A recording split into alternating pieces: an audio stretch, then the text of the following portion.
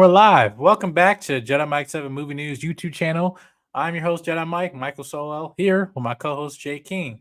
Jay King, how you doing, man? Yo, you're muted. I can do sign language. You're muted. Am I still I muted? can hear you. Now I can hear you. Now I Okay. can hear you. Okay.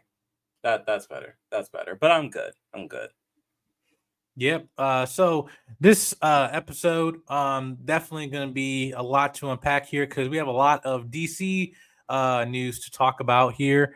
There've been a lot of stuff that came out news wise, announcements, casting announcements, and everything. Also shows that are knocking ratings out the par. And also we got some questions that we're still asking ourselves about certain announcements that have been made and clarifying what do these announcements actually mean. So we're gonna break it down over here. Before we get into it, make sure you hit subscribe button, comment, like, and share. Watching or pre-recording, let us know your thoughts down below on the topics we're gonna be talking about here. All right, going in with a little bit of Marvel, as well as going to DC. So in the world of television, Agatha. Actually, let me change that here. Let me change it here. Not scrolling down the bottom. There we go. Struggle streaming already. It's okay. Boom. All right. And put that there. Yeah. So Agatha All Along, as well as the Penguin, new shows are coming from Marvel Disney Plus, and for Penguin coming on HBO Max, it has been on his second week or so, or several weeks of being on the air on streaming platforms and stuff. But the question is, are they doing well? Whether we prefer other shows more than others, either way, if you're a Marvel or DC fan, you're eating good these last couple of weeks in terms of television. And this is coming from the Los Angeles Times that Agatha All Along and the Penguin prove that Superior Universe is on television. That there is the new show of Agatha All Along, which is a spinoff show to the hit show WandaVision, which came out back in 2021. And also The Penguin, which is a spinoff series from the 2022 film The Batman, directed by Matt Reeves, have both aired several of their episodes these past couple of weeks and are actually doing very well in ratings, as well as being targeted to different audiences, but still having engaging storylines and audience retention, which is a big thing. Retention after week. The Penguin just premiered their second episode last Sunday, or which was yesterday. And Agatha will be premiering its fourth episode, which at this point, if you're part of press, you've seen all the episodes that we've seen this week. So yeah, this is going to be coming from I think on Wednesday the 9th. No, when on Wednesday 9 p.m. Pacific Standard Time. Not That's just the 3rd this Wednesday, correct? October 3rd this week. Yeah. So and we'll be all caught up. Uh, But yeah, October 2nd, I think. October 2nd. Oh no, it's actually the Ish. 4th. No, it's second. It's the second. You're right. But yeah, Mhm. no, it's October 2nd, which would be the fourth episode for Agatha. Yeah, but what's your thoughts on the one, your how you've been liking Agatha, now going to episode 3, going to episode 4, and also Penguin have just released this second episode last night. Just what are your thoughts on that? Both these shows are hitting really good for audiences. Well, honestly, I'm just really glad that both of these shows so far for audiences are doing well because everybody you know how people have been feeling about superhero shows in general from both of these IPs for the past couple of years. So I'm just glad that people are enjoying it.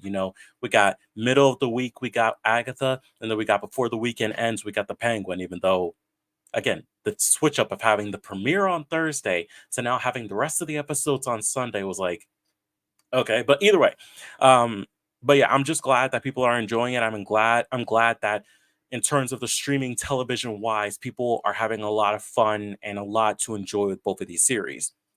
Now, talking about how my feelings towards Agatha episode 3 this past week, I had a lot of fun with it. I think that this episode is definitely laid the groundwork for how the rest of the episodes are going to go. If you haven't seen the show, full transparency, we will be talking spoilers, but so far it's giving the idea of like, okay, they're on the witch's road now and they're going to be tested every single episode up until probably the finale, and we're seeing them go through different trials, and much in the sense of how WandaVision had every episode like within a different time period of television. This one has it in a different time period of what you would expect a mystical witch or wizard like story to be in. This sort of like, nice home, like even the teen says it himself, like, second chance at love vibes kind of thing. It still has that little bit of changing genres like WandaVision did, but in a different sense than what WandaVision did. And it also gets a chance to test these characters and and their strengths as both characters and as individuals and as what they're able to do, because none of these characters really like each other, or in a sense they really just don't like Wanda. But in order to get through these with this witch road trials, they're going to have to learn to work together and work, sorry, not Wanda, and work with Agatha in order to survive, even though it looks like not all of them are going to make it in the end after the end of last episode. But yeah, I highly enjoyed it. I think that it perfectly found a good blend of comical, but when it was serious or even sometimes trying to do a little bit of horror, I actually enjoyed what they were trying to do with that. So yeah, still enjoying it. Can't wait to see what episode 4 has to offer. Now, talking about the Penguin, Jesus Christ, that episode last night. Oswald Cobblepot knows how to freaking play the game. This man is pulling the strings on both the Maronis, on the Falcones, and he is just reveling in this war that he has created to put himself on top. Like we just get to see, and again, it's like, he's playing both sides, but you like seeing him playing both sides. You like seeing his dynamic with Vic. You like seeing how he's playing with the minds of the Falcons, how he's trying to get Sophia Falcone to be the top, or at least what she believes is him trying to get her to the top of the game. Again, there's just a lot in there that I could say, but I'm just really enjoying how this show looks, the consequences that the show has for the future of the show, the consequences that the Batman movie has had on this show. It again, as I said it last time, it feels like The Godfather mixed with Yakuza, mixed with a bunch of other things, and it works for the character of Penguin. So if you haven't given the show a chance, give this show a chance. It's only 2 episodes in so far, but 2 episodes in, I really, really like this show a lot.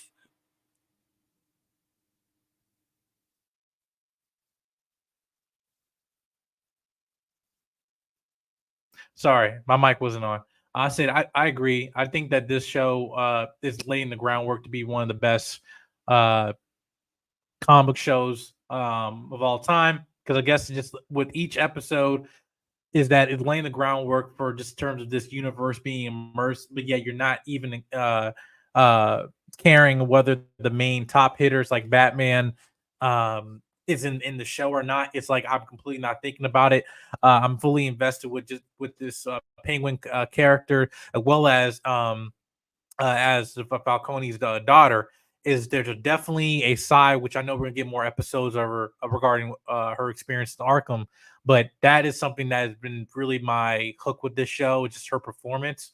Again, I keep saying Emmy consideration, but what we're seeing her now is being like a grieving sister, and seeing how this is uh, going to be laying the groundwork in terms of her finding out the truth. I think that's still going to be a big thing where I hope that audiences will resonate with her character. Definitely just with the Falcone Maroni like storyline within the Batman universe. Again, it has ups and downs in terms of it being either executed well or not. But I'm fully invested with it. And I feel again with Max as being the platform for it to be showcased. I think that they're doing a really good job with this, and the ratings are proving it to be knock out the park. Now, hopefully, this is laying the groundwork to hopefully maybe announce down the line maybe an Arkham series focusing solely on Arkham Asylum. But this could definitely give you more faith, just as DC or Warner Brothers, how they're using television in terms of uh, network television along with streaming. Just good storytelling. Each episode is about an hour, which I think that's the curse that Marvel needs to break, honestly, because their episodes are about good, maybe 25, maybe to 30 minutes or so, like 27 minutes or whatever. But they're giving very small servings for each episode, where I feel like with HBO Max shows that each episode is an entree. And I feel like with Marvel, even when you get to 9 episodes, it feel like you kind of feel still unsatisfied with just with the runtime of their episodes. That's my personal opinion. And I hopefully they learn the lesson when they get into Daredevil Born Again. But again, I'm still excited. My wife is still enjoying the show, Agatha. I am still intrigued to see how the story is going to play out after episode 4. So now we can hopefully get to the groundwork of just focusing on the characters I really care about. But yeah, am I saying the show is bad? No, I am saying it has the audiences, and honestly, at the time it is going into October, that this is staying on brand, and I'm not surprised that it's um being also one of Marvel's least expensive shows that they ever made as well. Obviously, relying more on practical effects too. That's where I appreciate Marvel at least doing that and taking that risk with the show. Now, again, I still have my negatives with it. I wish there be a little bit more action, more magic being shown, or as witches in this. But I think that they're just saving that for later half of the season. But again, only time will tell. But we'll see later this week. Going to next week. If this show goes into that, which I believe it will. Um, but other than that, let us know your thoughts down in the comment section down below. Your thoughts on the Penguin and Agatha streaming numbers are going up. So yeah, if you're a Marvel DC fan, you're eating good right now. So still staying on topic of DC, Supergirl. We've been getting some casting announcements. As you know, that we have the Superman film directed by James Gunn, that's starring David Cornsweet as Clark Kent Superman. Is getting his film coming in July of next year. We also have a Supergirl film that's going to be announced. Also, that's been already been cast, but we also got the announcement earlier this week, that the announcement of the villain, which can be played by what's his name? By Matthias Schoenaerts. What the heck his name is? I don't know.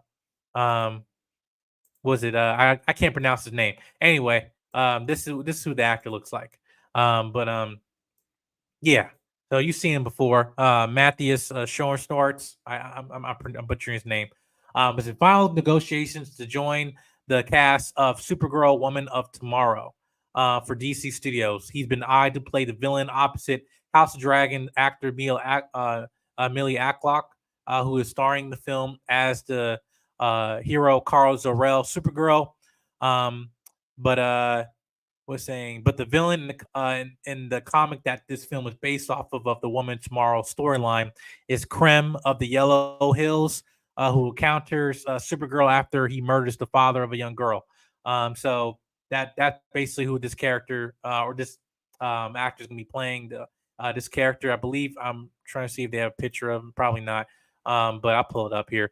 But yeah, I think again this is gonna be good casting just for the fact of this film is literally going to be based off the actual storyline within the comics, and having a pivotal character to this, I believe, is in good. Um, I believe is in good standing to have a well fleshed out story. Woman of Tomorrow is my favorite storyline with Supergirl in it, and I feel like making this film having that character Krem and as well, I think again is it going more to establishing that lore in that storyline. But I don't think this is a bad casting at all. I just like that we're putting more pen to paper on things instead of just talking about speculation. Now we got concrete um, casting announcements and everything, and actually building out this film. So, yeah, what are your thoughts on this, man? Yeah, I mean, honestly, I don't really like. I don't really have anything different from what you said. Is like I'm excited. I'm glad if this casting is finalized, like who it is going to be playing him. It's like the hero is only as good as the villain. And again, it's been a while since I've read the Woman of Tomorrow storyline because it's like that was like a few years ago now at this point. But from what I remember, especially of this character, I really hope that they do it right because Woman of Tomorrow was a very different type of Supergirl story, but it was also a really good Supergirl story that I just want them to really get right.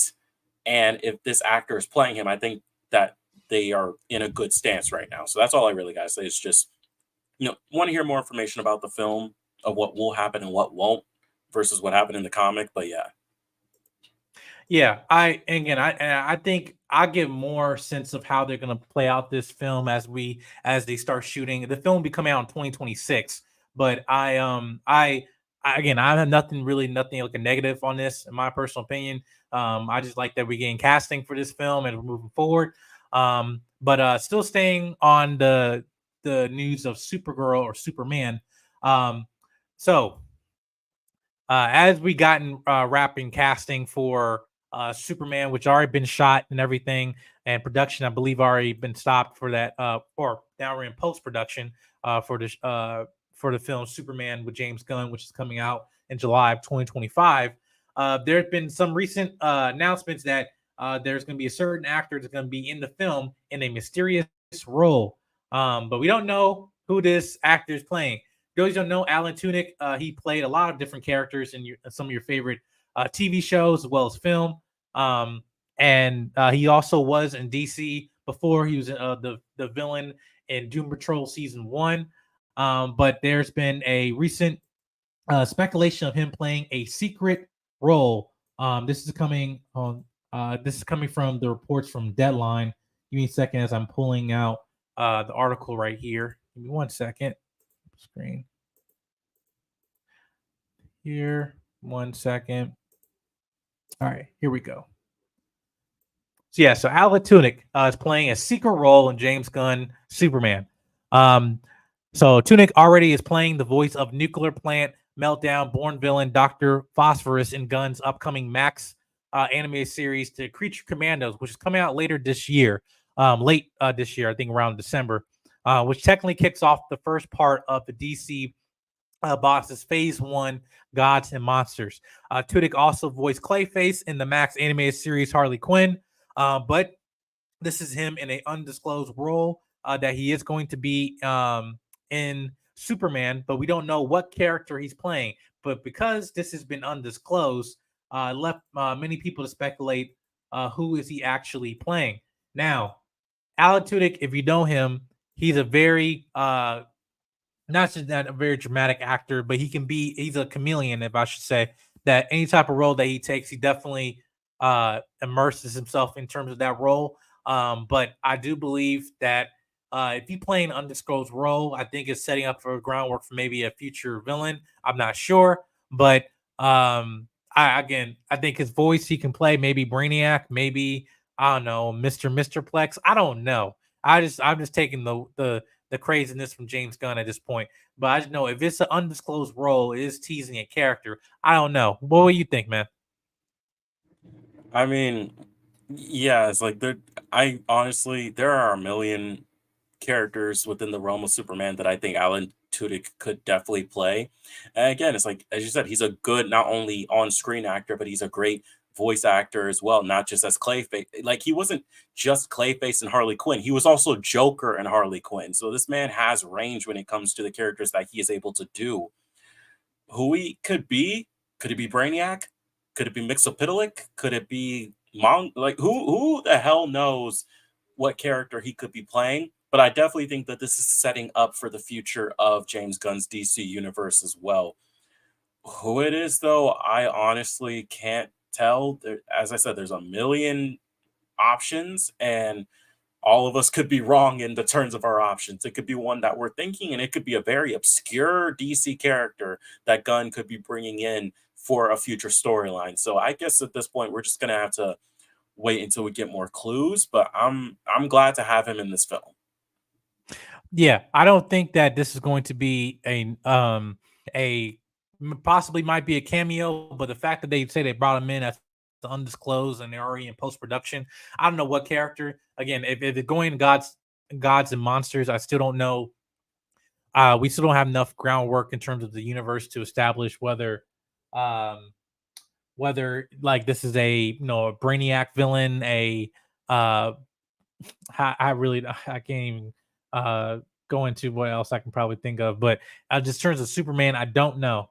But if he's playing Android, whatever, maybe Martian, I don't know. But I just think that him playing a wacky character or something like that is the fact that all the actors in this film, their character's been disclosed, character names been disclosed and everything. So whoever he's playing definitely probably seem like it's important. But yeah, let us know in the comment section down below your thoughts on Alan Tudyk if in Superman, uh, what role that he's playing. I'm not sure what, and I think honestly saying that as a mystery must be someone important, but we shall see. We shall see. All right, still staying on the news of DC. Now, this is the part where how I'll put this in a nice way. We're still staying on the realm of DC though. Okay. But I'm gonna have to put my gloves out for this one because I'm not pulling no punches. So it's been reported by the Hollywood Reporter and Deadline that news that Deathstroke, yeah, Deathstroke and Bane are getting a crossover film. A crossover film with Deathstroke and Bane. What? Bro, what are you talking about, man? Oh, I'm not playing. I'm not playing. No, no, no.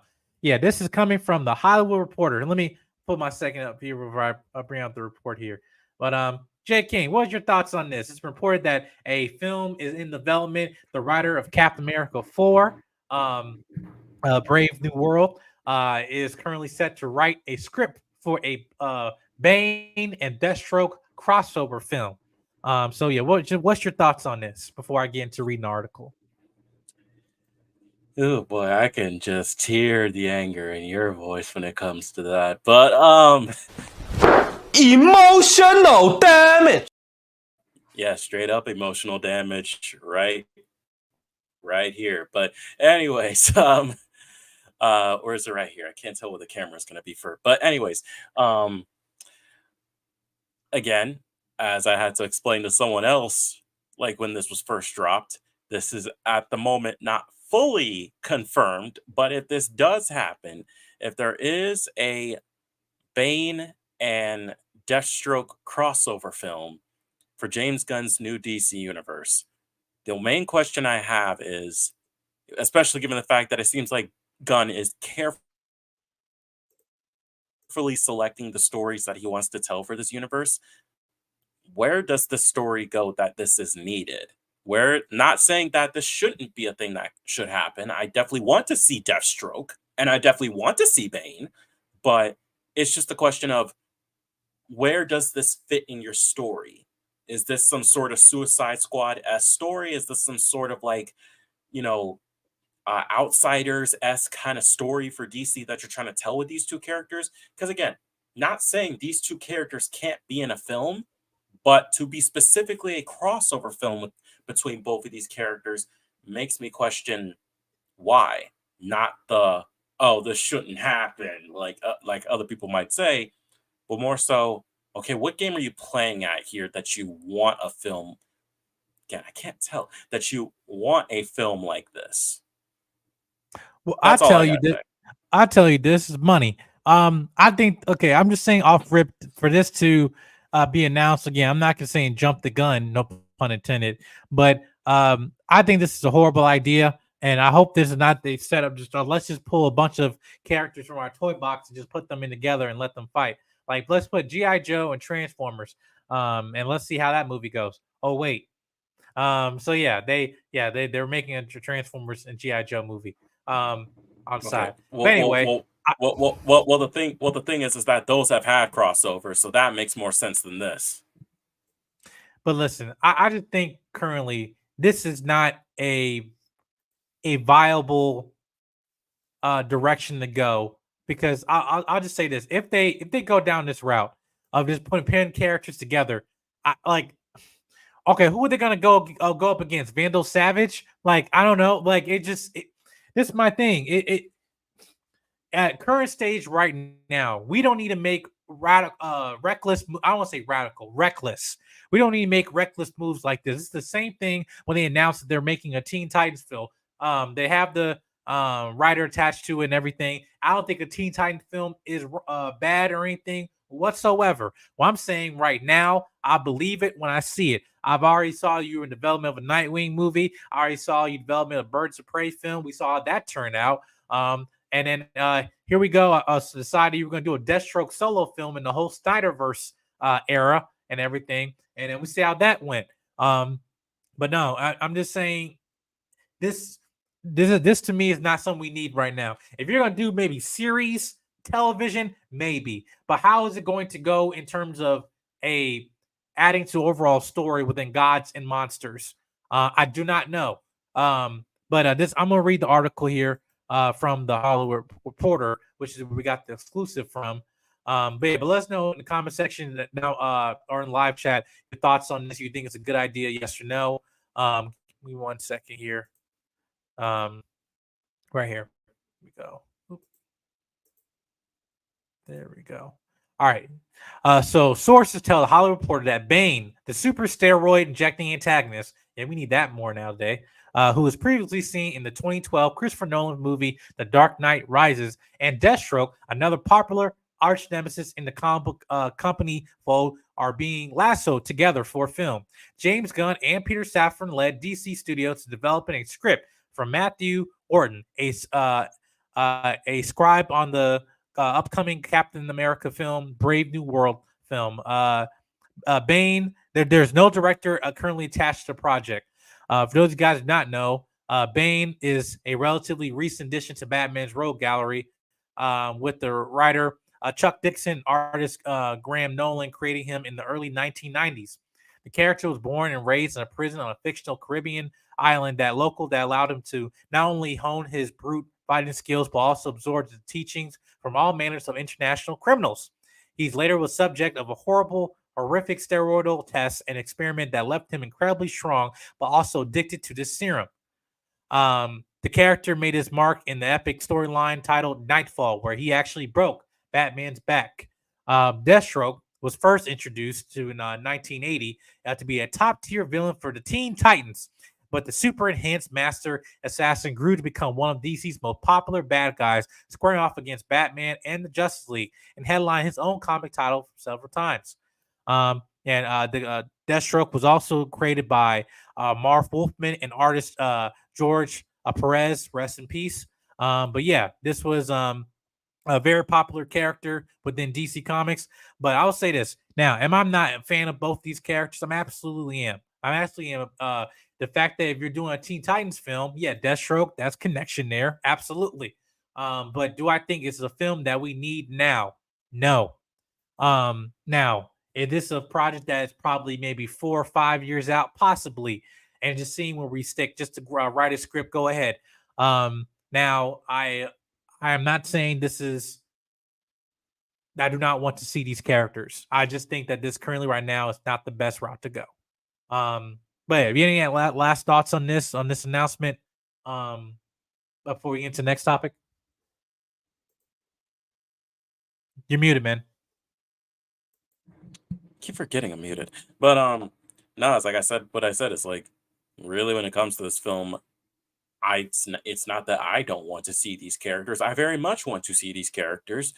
I'm just curious, if you were to do something like this, what is the reason behind it? That's what I'm saying. Is like, what's the reason behind it in your overall story of Gods and Monsters? How does a Bane and Deathstroke solo film fit into that overall narrative? Is it going to be because of what they're facing, or is it going to be because of something that goes on between both of those characters? I don't know.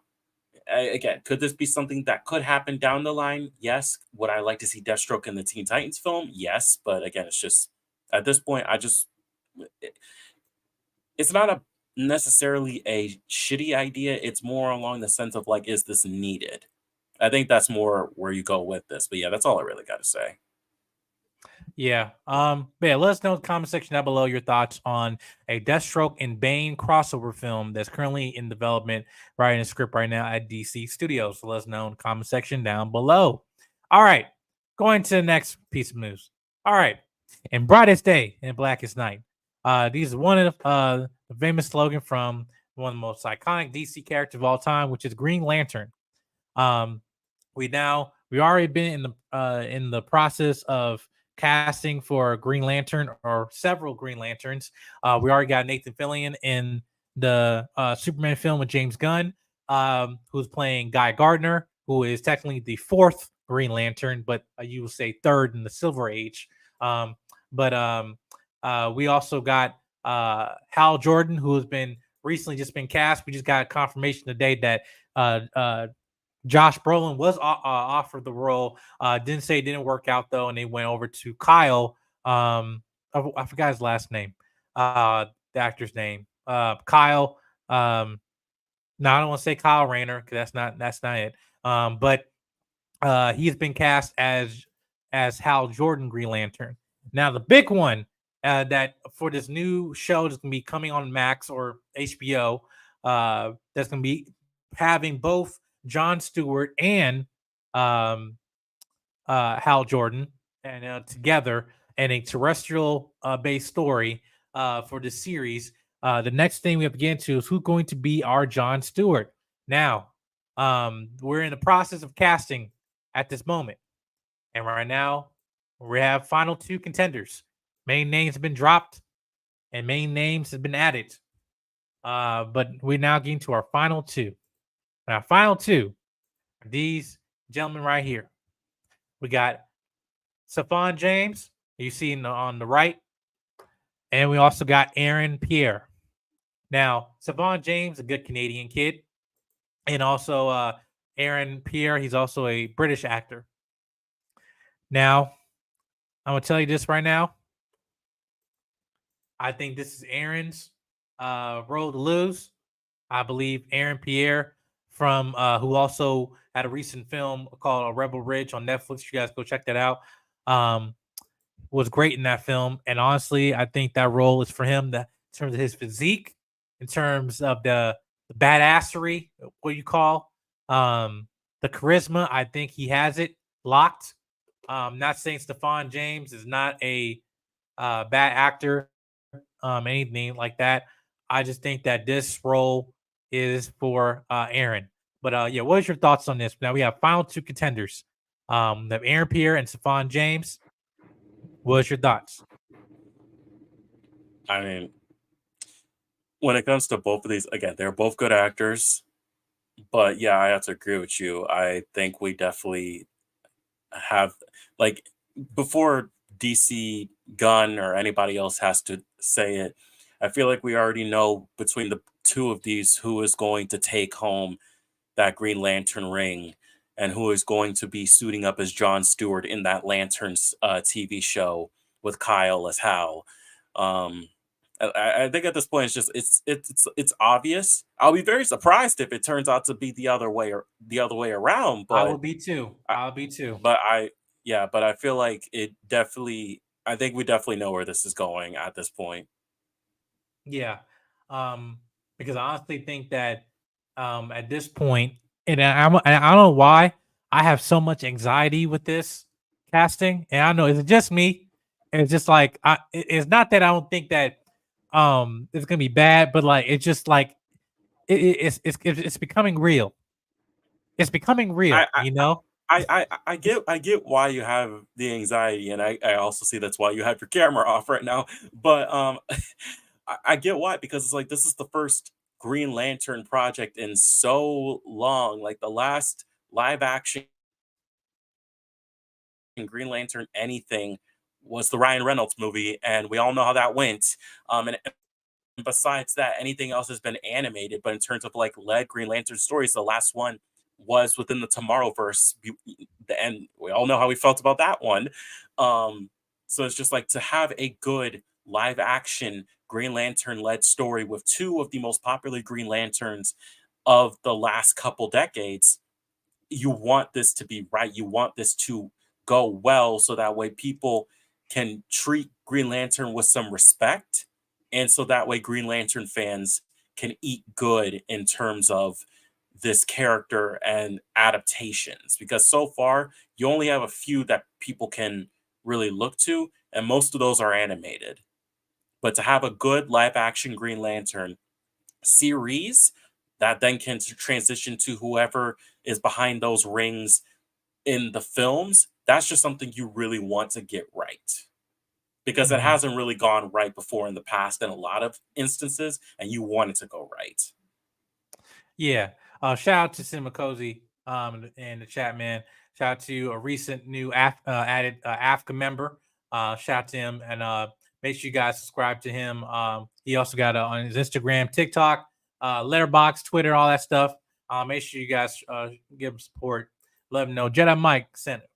But anyway, yeah, I think this is the time that we get our justice, served. And this is probably one. Now HBO is, can be assholes sometimes. That where we can't react on on YouTube because it'll be copyright and stuff. But I'm all in this show ass. I'm telling you, I'm eating. I mean, all of it up. I'm telling you, it's like I'm dissecting all of it, and I'm not pulling no punches. There's only 2 characters. Actually 3. To one of them, you already got a live action debut, but he's really 2, and that's Jon Stewart, Green Lantern. Oh no, 3 actually. Jon Stewart, Green Lantern, Storm when she comes to the MCU, and Virgil Hawkins, Static Shock. Okay, those 3 characters I'm unforgiving. You need to get them right. And I'm gonna be on Twitter. I'll be on the Instagrams, making the videos. Hopefully one day I'll be interviewing these people. I had a chance to almost interview Aaron Pierre for Rebel Ridge. I couldn't go because I was going to see my parents and stuff. I was traveling, but I could interview this dude. But it's okay. God, I'm gonna get you next time. If you're Green Lantern, I'm coming for you. But no, I am dissecting this entire show. Okay. I don't care what nobody says. Yeah. So I'm nervous because this is like we're getting close to reality here, but being a terrestrial based story, which I think that's also for a few people been like a negative, where they're thinking that this is not because Green Lantern's more space bound, right? And I think hopefully that because that's this show, hopefully that they lead into a film, that we can actually get a galactic type storyline with Jon Stewart, Green Lantern, or other lanterns. And I feel like that will hopefully let the groundwork for hopefully to explore different characters, but also give this to make a cinematic impact and not just resort to television. Not saying television is bad, because we just talked about television. Streaming has been doing good. So but I'm just saying, man, I am scared, but I'm praying. I'm praying that this dude does his right. And I don't know how I'm gonna feel when the trailer comes out, and I'm just gonna be like nervous, man, but at the same time, I don't know, I might be crying. I don't know. All I know is that when that trailer comes out, if you aren't already home, you're going to be home. I know by that time you're going to be purchasing a freaking Green Lantern flag, like you got the House of the Dragons flag. Oh no, I waving got several rings. I'm getting. Listen, I got several memorabilia. There's only a few things I got. I need to get my lightsaber. I'm getting that for my birthday. My wife gave me for my birthday. Actual design hilt that I'm gonna design for myself. I'm gonna get that, and I'm gonna get the lantern ring. I'm gonna get a Jon Stewart Green Lantern ring, but a real one. And yeah, and I actually might put a Green Lantern. I might get one, add that on my list or so. But until we get our house, until we actually get our house, when we have our children and everything, I'm gonna have a glass case, like the Batman suits and all the Robin suits. I'm gonna have all my stuff there, my memorabilia. Gonna be sitting there. And I'm gonna be putting that in that song, and I'm not playing.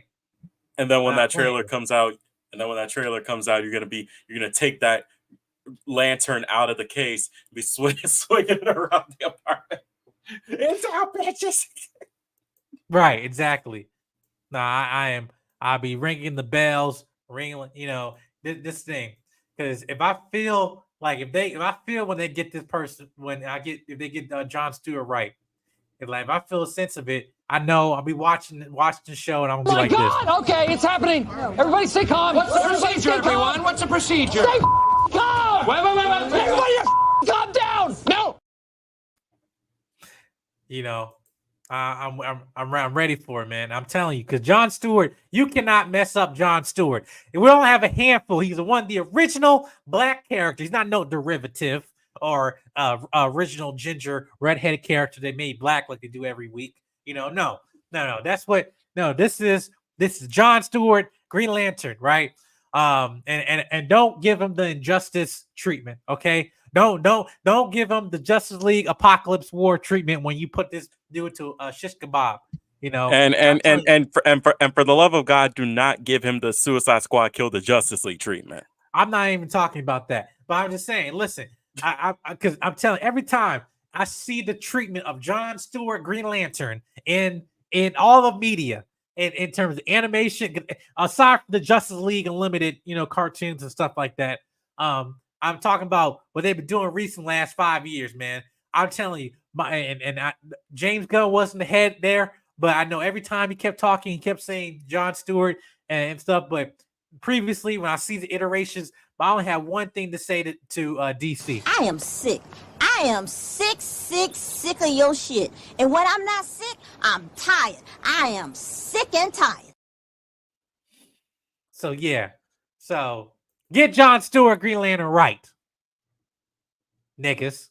But anyway, yeah. Shout out to Hank in the basement, man. Shout out to Hank in the basement. Hope you're doing well. But yeah. Now we got a little time here. I actually want to spice up a little bit. Give me 1 second. Any final thoughts on this Jon Stewart Green Lantern casting? I'm just waiting for when that official announcement comes. I'm just waiting for the day that I get the notification from like Deadline or X or something telling or even a trailer or something from, or I see James Gunn posted himself and say hello to your Hal Jordan and Jon Stewart. I'm just waiting for that day, honestly, which I feel like will come very soon. Yeah. No, I feel it's gonna come by the end of this week, honestly. So I decided we're gonna play a little game here. We're staying in the realm of DC characters here. Hold on, give me 1 sec. DC bracket. So I'm gonna play a little game here. Have you ever heard of bracket fights? Yeah, I've heard of them. Okay, so bracket fights, for those of you guys don't know, is basically where it's basically doing a bunch of brackets, like do it for football, which is better. It's like a fun type of category of stuff you can do. Like it's very good in rankings as well. Because in terms of generator that you can make on the side stuff. But we're actually gonna be going down here to Marvel versus DC superhero bracket fight. Now, what we're gonna be doing, and I'm gonna see in the future whether you guys like this or not. Let me know down in the comment section down below. But basically, when we're doing a bracket fight here, Marvel versus DC, where we'll do other stuff in the future and stuff like that. But it's basically be ranking a character, which one win a fight, this character, Marvel character or DC character, and we're going down the list until we have a superior winner. All right, you down for it? Yeah, I'm done. All right, cool. Give me 1 second, y'all. Before we get into it, make sure you guys hit the subscribe button, comment, like, and share. I'm about to shift the show to after hours. Finish off the last 10 minutes here. Bracket fight. Marvel. And I just create this on the fly. I thought this would be fun. And then also good banter between you and me. So yeah. All right. Sharing the screen. You ready? All right, let's get to it. All right. Get into bracket fight here. Let me see. I'll share it like Maybe this better. This better. Now zoom in. All right, that better for you? That better Yeah, you that's can fine. see? Okay, cool. All right. Here we go. Yeah. Oh, wait, hold on 1 second. What happened? Want to try to find a bracket fight here. Refresh the page. Refresh the page. There we go. All right. Iron Man, Batman. Who win the fight? I'm saying Batman. The age. I'll say Iron Man. You say Iron Man? Oh, we gotta pick Yeah. one. Oh, we both have to pick one. Okay. Yes. Okay. Sorry, Tony. I'm going Bruce. Okay. Going Batman. Yep. All right. Hulk versus King of Atlantis, Aquaman. Now, I believe the Hulk can drown. I remember the first Hulk film back in 2003. Remember that when he was in the water and he was yelling at his daddy like you think you can handle it? Take it off. Remember that? He was in the I water. I do, but for anybody who knows the Hulk and knows what happens and knows just how far the character has come, like if anybody who knows Immortal Hulk, you know how crazy the shit can get. Honestly, it just makes me feel like despite water being his advantage, the Hulk would find some way to screw over Arthur. So I'm gonna have to go Hulk. Yeah, I'm going Hulk on this one. Because you just need to grab Aquaman, and even though he got the spear, he can heal. So, Mm-hmm. yeah, I'm going to Hulk. All right, Yep. Quicksilver, Flash. Oop, damn. Flash. What just happened? The hell? What just happened? Hold on 1 second.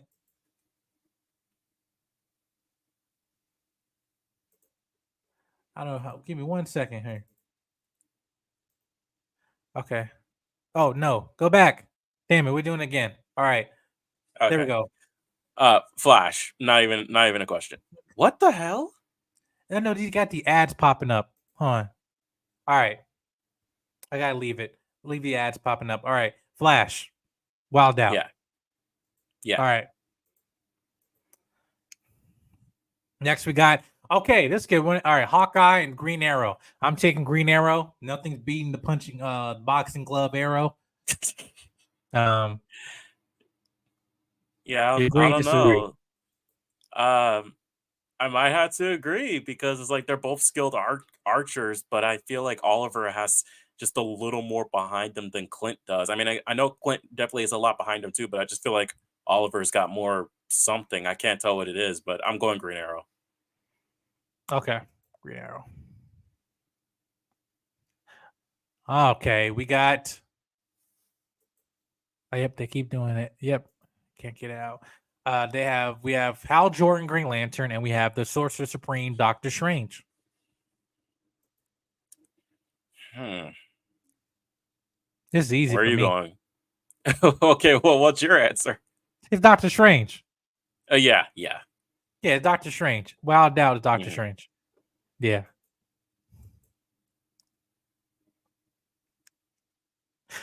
Okay, Vision versus Martian Manhunter. Very derivative characters, similar to each other, but have a lot of differences here. What are your thoughts on this? Huh. I'm saying Martian. Now, here's the thing: Martian Manhunter definitely that fire can be a bitch sometimes, you know. Mhm. So it's like, but he's a telepath. But Vision, he's a android with vibranium. Also, he can phase through objects just like Martian Manhunter again, but he is an android. But Martian Manhunter is an organic being Yeah. and a telepath. Yeah, no, I feel like Martian Manhunter's telepathy would not help against Vision. Like any other character, yes, but Vision, what's to read in an android's mind if you're not an android yourself? Yeah, no, yeah, I think probably be Martian Manhunter. Yeah. Mm. Okay, Ant-Man or the Atom? I'm saying the Atom. Yeah, I'm gonna say the Atom too. Yes, I'm gonna say the Atom. I think he goes to the subatomic state. Even though Ant-Man has done that before, Atom is known for that. Mm-hmm. And stuff, not in terms of any organism, but the actual atom itself. Yeah, and also being one of the smartest people in the DC universe. Mm-hmm. Yeah, You, Atom. your camera. Oh, my bad. What happened? Mm. Oh, my phone died. Damn. It's okay. So we got Satana and we got the Wasp. I'm gonna go Satana. Yeah, I'm going Satana. Yeah, I'll go Satana. Yeah, no offense, Janet, but like it's Zatanna. Yeah, I would say go Satana. Yeah. Wow, question. Oh, okay. Okay, so if we're playing spade to spade here, with preparation, I want to say Batman,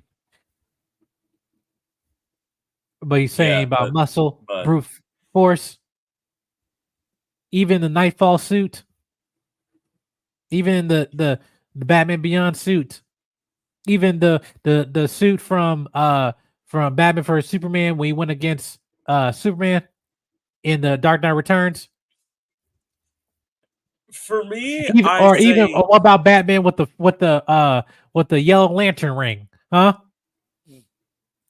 For me, I say that even with a lot of prep time, the Hulk is unpredictable in a lot of ways. He's not dumb all of the time. He can be smart.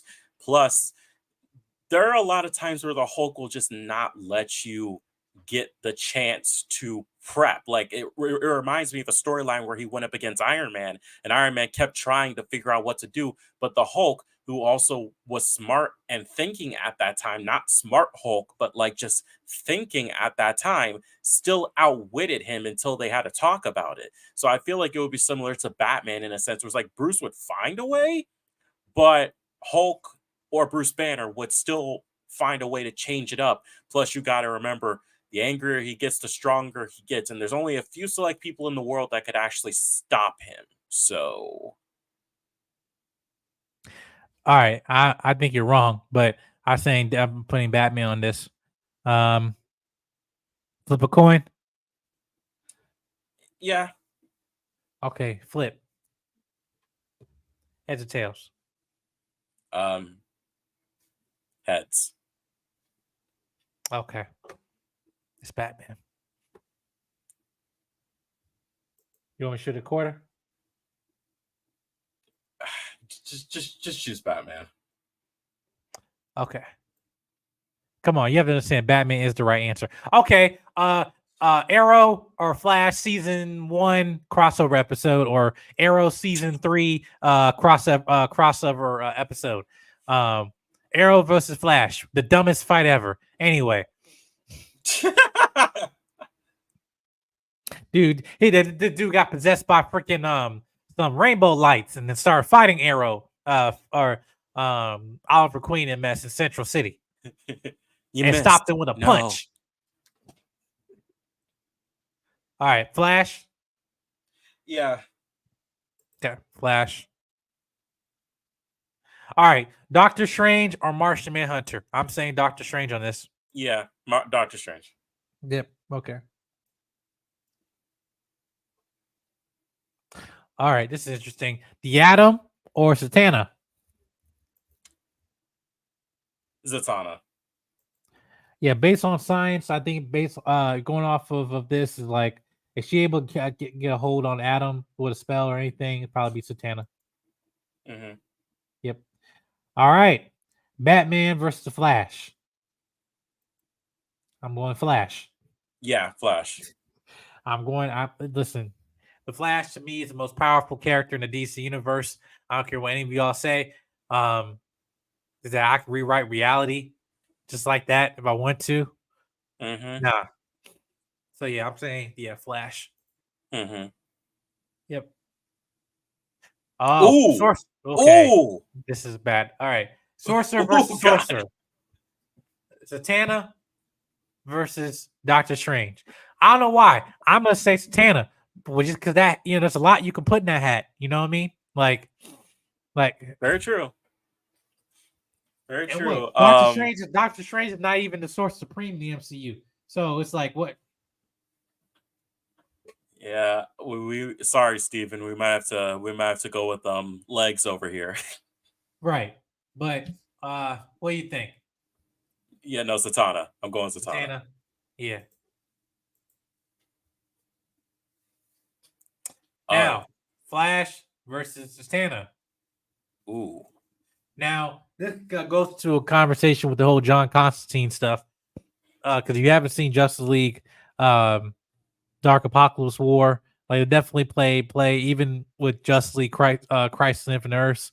What Constantine did to Flash, which is kind of stupid, but yeah, what do you think? You gotta change it. You gotta change it, man. I mean, Yeah, given clear the board. fact that wipe it clean. So what do you think? But I think given the fact that someone like Constantine, yeah, as I was saying, like I think given the fact that someone like Constantine was able to control a speedster like that, to the fact that Barry didn't even realize he wasn't making that choice himself, and we're talking about Zatanna here. I feel like Zatanna, all she has to do is just get Barry under or Wally under the spell, and it's over. Yeah. So we're saying Zatanna? Yep. Okay. Zatanna. Ooh. Okay. Other side of the right. board. Superman versus Ooh. Cap. Cap with the kryptonite shield? Yes. Because Superman's not a fighter. He's a force, but he ain't no fighter. Like combat fighter. Mm-hmm. But we're adding kryptonite, or is it just the Red Sun Superman? Is it Injustice Superman? I think we just eliminate Kryptonite as well as Jerk Superman. We just talk about these two men that wouldn't even want to fight one another. If they had to, who would win? Yeah, I would say okay, and I'll go to Superman with this. Superman. Yeah. Okay. I mean, he has performed miracles before. Oh God. This is interesting. And speaking of God, so Shazam and Thor. I think this is actually a good pairing. I'm going to say Thor on this because if you give him to say the words and he's out as a kid, but at the same time, do you not think that Thor would not or that Shazam wouldn't be worthy, to have the hammer? He has the wisdom of Solomon. True, but at the end of the day, he is still a kid. Underneath all of that facade, and I think hell, like this was even the matchup in Marvel versus DC the comic. So plus I think it's also the chance that Thor would be able to channel, like let's say he was trying to summon the power or take away the power for the moment, like Shazam himself was trying to like go back in and out of Billy. Thor is the god of thunder and lightning. This man could simply take that lightning away and keep him from transforming in either form. Plus, don't forget about Thor's warrior madness. So I honestly want to go Thor in this instance. Yeah, I'll go Thor. Yep. Black Canary. No, this is not quite. Just about a question. Get out of here. Get out of here. Sorry, Get Natasha. If it was current comics, Natasha, who has a Venom symbiote, by the way, then maybe. But nope. This is Canary. Yeah, no. All right. Captain Marvel, Wonder Woman. I'm going Wonder Woman with this one. She's a warrior, Yeah. even though she is U.S. military. Yeah, and even though Carol does have basically the power of a freaking like dying star, I still feel like Diana would find some way to get around that. I mean, she is the daughter of Zeus, so Yeah. Spider-Man oh or God. Nightwing? Spider-Man. Spider-Man. Yep. Sorry, Dick. Wanda. Yeah, sorry, Cara. Yeah, Wanda. Okay, Black Ooh! Panther or Cyborg? Look, if Cyborg was able to find a way to disrupt that vibranium, then maybe. But in other instances, I feel like T'Challa would find a way to dismantle the non-human parts of Cyborg. Mm-hmm. Okay, so Black Panther. Yeah. All right, we'll do one more after this. Okay, Falcon and Robin. Which Robin? Right, which one? Which one? So if I'm doing Tim Drake Robin, who also has Red Robin, who also have wings, I'm going to say that he also is one of the greatest detectives in DC Comics aside from Batman. Tim Drake. If I'm taking Sam Wilson as Falcon and no guns, no nothing, anything like that. I don't know. I'm more biased. I'm gonna no disrespect to black people, but I'm gonna put Robin. I'm gonna use Tim Drake Robin on this. Yeah, I'm gonna go Robin too. I feel like despite which Robin, I feel like they just got an upper hand on Sam in some regard. Yeah. All right. Oh, I guess the last one. All right. So Superman, Thor, last one. Superman. There we go. All right. Wonder Woman. But yeah. This is now getting to Injustice 2 fighting now. All right. But yeah. No, but that concludes Stern Review. We're just doing that for fun. Just getting there. You like that? Yeah, fun with that. Yeah, we'll do more of that because there'll be another one we'll do. They'll be ranking all the MCU films from best to worst. So yeah, it's a knockout round. We're just going in. We'll go back with back and forth with each other. So yeah. But yeah, guys. Thank you guys for tuning in to Jed Mike 7 Movie News Show. We'll see you guys in the next video. Make sure you remind you that we have live streams on Mondays at 8 p.m. Eastern Standard Time. We also have videos we'll be posting throughout the week, at least 3 uploads throughout the week. I do have a few interviews that I'll be posting later this week. I have some reviews coming out of the Wild Robot, which is an amazing film. But we also got other Agatha episode 4 coming out as well. We got the new WWE show of Vince McMahon. I finished that documentary. That was actually a very good documentary. But I'll be doing a review with that. I'm trying to bring some other content creators with me on that as well. But yeah, guys, till next time, make sure you guys hit subscribe button, comment, like, and share. We'll see you guys next video. Peace. God bless. We are out.